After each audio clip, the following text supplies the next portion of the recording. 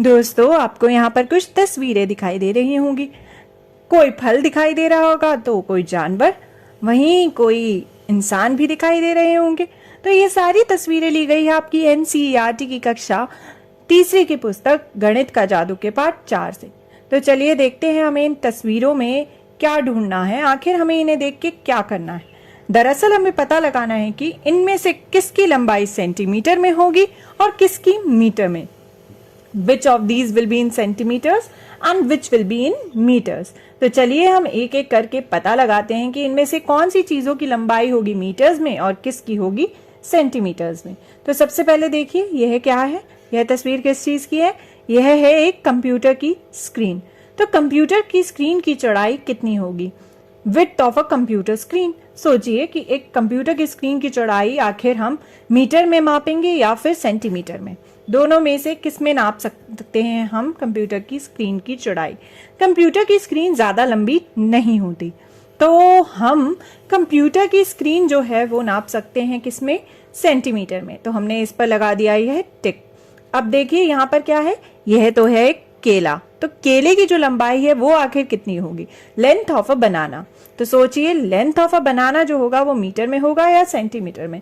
आपने अक्सर अपने आसपास कभी तो केला देखा होगा।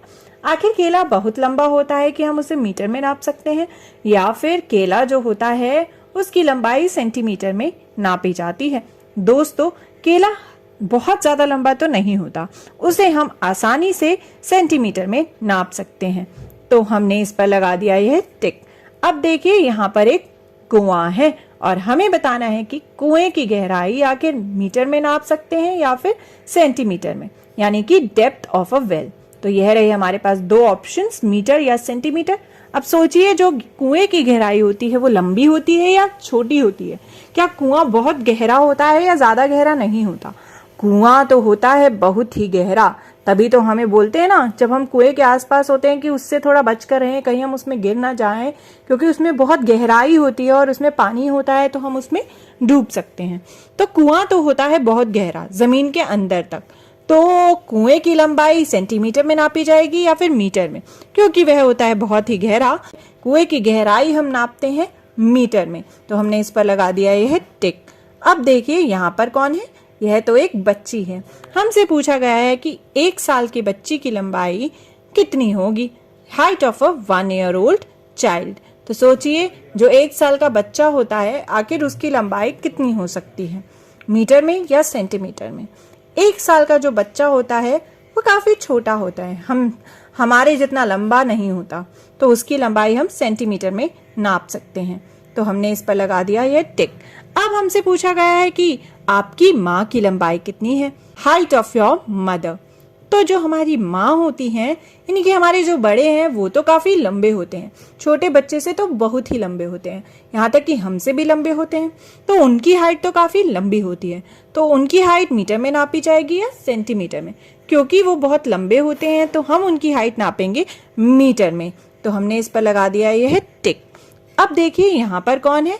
यह तो हमारे हाथी राजा, और हमसे पूछा गया है कि हाथी की कमर का घेरा कितना होता है? Waist of an elephant. क्या वो मीटर में नापा जाएगा या सेंटीमीटर में? हाथी राजा तो होते हैं बहुत ही बड़े, उनके तो पैर ही इतने बड़े होते हैं, तो उनकी कमर तो काफी बड़ी होगी।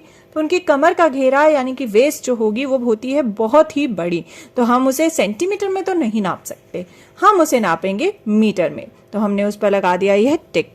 अब हमसे पूछा गया है कि यह क्या है? यह है गन्ना यानी शुगर केन। हमसे पूछा गया है कि गन्ने की ऊंचाई कितनी होती है? Height of a sugar cane. वो हम मीटर्स में नापेंगे या फिर सेंटीमीटर में? सोचिए दोस्तों, क्या आप कभी गन्ने के खेत में गए हैं या आपने गन्ना देखा हो? तो गन्ने तो हमसे भी बहुत लंबे लंबे होते हैं, कई बार हमारे जितनी हाइट होती है तो, या फिर हमसे भी ज्यादा। तो हमसे भी ज्यादा यानी कि बहुत ही लंबी लंबाई होती है, गन्नों की जो ऊंचाई होती है वो होती है काफी ज्यादा।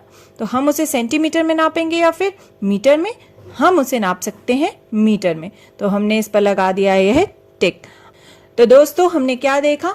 एक और हमने देखा कि मीटर में कौन सी चीज़ें नापी जा सकती है, यानी कौन सी चीज़ें हैं मीटर की लंबाई में, और सेंटीमीटर की लंबाई में कौन कौन सी चीज़ें हैं। तो यह देखिए, यह सारी चीज़ें जो हैं इनकी लंबाई तकरीबन मीटर में थी, और यहाँ पे जो चीज़ें हैं उन्हें हम सेंटीमीटर में नाप सकते हैं। तो हमने देखी ऐसी चीज़ें जो मीटर में नापी जा सके और ऐसी चीज़ें जो सेंटीमीटर में नापी जा सके। सेंटीमीटर या मीटर, आप भी अपने आसपास मौजूद चीज़ों को देखिएगा और जानने की कोशिश करना कि आखिर उनकी लंबाई जो है वह सेंटीमीटर में नापी जा सकती है या फिर मीटर में।